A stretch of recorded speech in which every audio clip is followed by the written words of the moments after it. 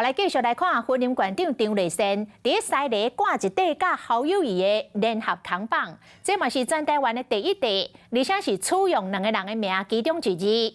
侯友谊的友甲张丽仙的仙合做友仙连线。张丽仙讲，这是表达伊坚定来挺侯友谊的心。也毋过伊的兄哥前馆长张英美，昨暝是甲郭台铭做伙参加活动，两个人的手是牵条条。张英美阁话讲要帮郭台铭来设联署站，真明显兄妹也是支持无共人。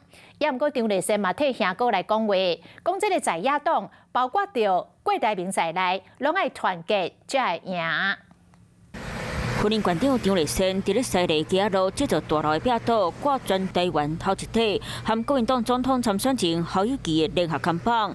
侯友宜伫咧顶啊，张丽仙伫咧下边，跟侯母郑条条，佮何两人名字的其中一支友善连线做口号。现在我要坚定表达哈，我们国民党已经提名侯友宜哦，尤其是在浊水溪以南哈，我们更要团结大家的力量哈。张丽仙甲全台湾头一体连线看板，放伫咧西里镇的延平路街，因为西里镇是下过落水溪头一个乡镇，所以真心支持侯友宜。不过伊阿兄前馆长张英美却无和小妹共心。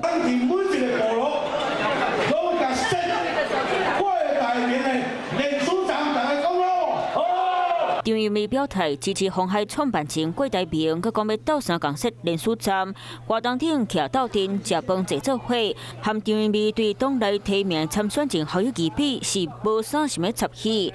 侯友宜来到婚礼拜访两摆，张英美拢拄好无伫咧。我哥当时的一个表达就是所有在野党一定要团结一致的哈。那在野党不只是我们民众党、国民党哈，包括郭台铭本身哈。我想我们都是属于在野党啊。张丽仙替哥哥讲话，听起来嘛，亲像是伫咧对哥哥发声。